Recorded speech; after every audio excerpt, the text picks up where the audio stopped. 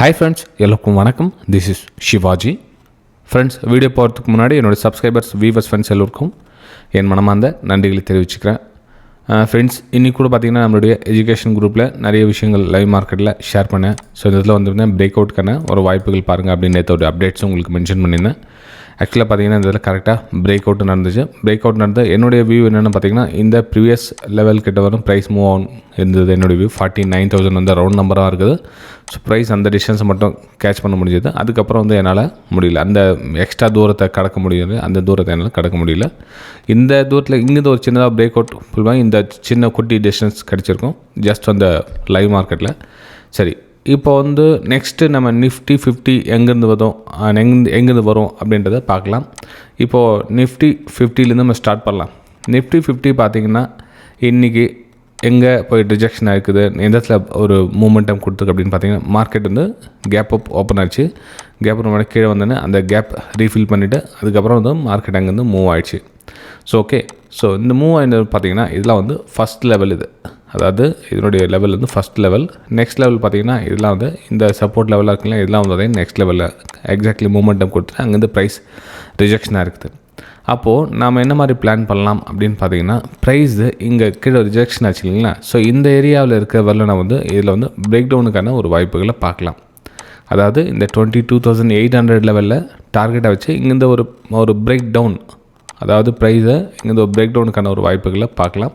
So 22,800 வந்து down side. In case price இந்த 23,100 தாண்டி ப்ரைஸ் க்ளோஸ் வச்சுச்சு, அகைன் ஒரு கேப் அப் என்ன கொடுக்குது, க்ளோஸ் வச்சுக்குது அப்படின்னப்போ திரும்ப நீங்கள் இங்கேருந்து ஹையர் ஃபார்மேஷனாக சொல்லி இந்த ரெசிஸ்டன்ஸ் லைன் கிட்ட வந்து 23,300 நீங்கள் டார்கெட்டை டிசைட் பண்ணலாம். ஃப்ரெண்ட்ஸ், நிஃப்டி 50ல் என்னோடய வியூ என்னென்னா, ஒன்லி இந்த 23,100க்கு மேலே க்ளோஸ் வச்சா மட்டும்தான் வந்து நம்ம அப்பர் சைடுக்கான பிளான் பண்ண முடியும். ஏன்னா ஒரு சப்போர்ட் பிரேக் டவுனான ரெசிஸ்டன்ஸ் தான் ஒர்க் ஆகும்.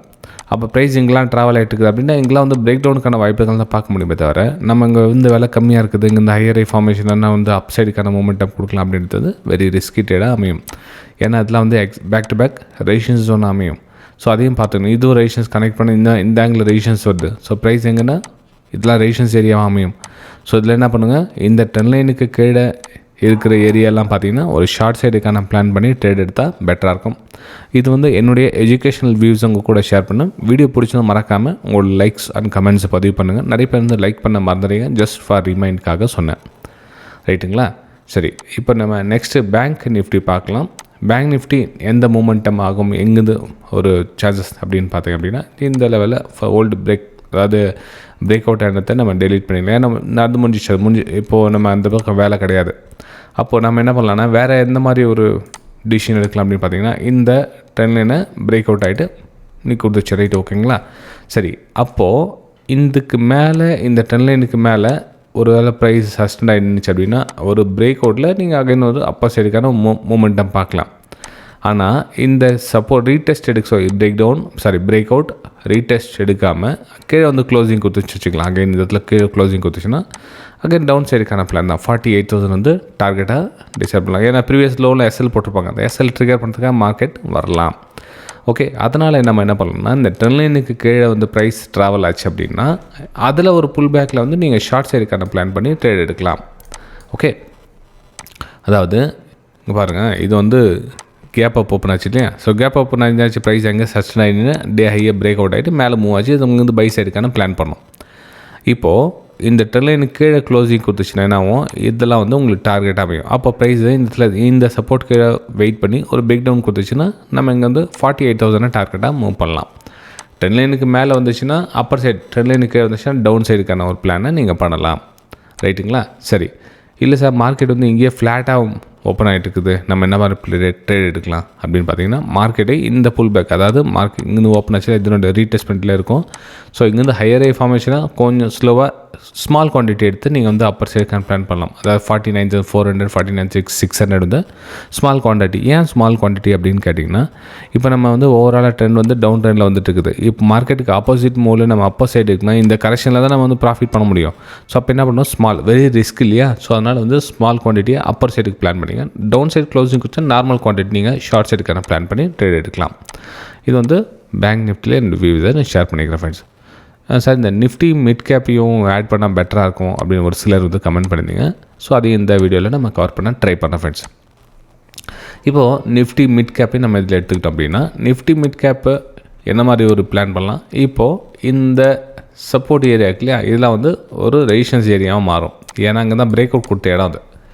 எக்ஸாக்ட்லி இந்த இடம் வந்து பிரேக் அவுட் கொடுத்த இடம். அப்போது ப்ரைஸிங் கொஞ்சம் கொஞ்சமாக வந்து இந்த ரெசிஸ்டன்ஸ் ஏரியாவை கனெக்ட் பண்ணுறதுக்கான சான்ஸ் இருக்குது. அப்போது நம்ம இதில் பிரேக் அவுட் நடந்ததுன்னா ஒரு அப்பர் சைடுக்கான பிளான் பண்ணி எடுக்கலாம். ஓகே, ப்ரைஸ் இங்கே சஸ்டட் ஆகி நிற்குதுன்னு என்ன பண்ணணும், பிரேக் டவுனுக்கான ஒரு வாய்ப்புகளை பாருங்கள். ஏன்னா ஹையர் ஃபார்மேஷன் ஆச்சு தான் நம்ம அப்பர் சைடுக்கான பிளான் பண்ண போகிறோம். பிரேக் டவுன் ஆகிடுச்சு அப்படின்னா இந்த லோ இருக்க இந்த இடத்துல எஸ்எல் போட்டுப்பாங்க 18,750 வந்து நீங்கள் டார்கெட்டாக வச்சு நீங்கள் ட்ரேட் எடுக்கலாம். இதில் வந்து நிஃப்டி மிட் கேப்பில் என்னோடய வியூஸை உங்கள் கூட ஷேர் பண்ணிக்கிறேன். சரி, நெக்ஸ்ட் நம்ம சென்செக்ஸையும் பார்த்துடலாம். சென்செக்ஸில் என்ன சார் பிளான் பண்ணலாம் அப்படின்னு பார்த்தீங்கன்னா, சென்செக்ஸில் இந்த பிரேக் டவுன் இடம் இப்போ என்ன ஆகுது, ரெசிஸ்டன்ஸாக மாறும். இப்போ அந்த ரெசிஸ்டன்ஸை வந்து நம்ம இன்னொரு ஆங்கிலையும் போட்டு பார்க்கலாம். இன்னொரு ஆங்கிலாம் எப்படி சார் அப்படின்னு பார்த்தீங்கன்னா, இங்கே பாருங்கள், கொஞ்சம் ட்ரெண்ட் இந்த மாதிரி ஆங்கிளில் போட்டு பார்க்கலாம்.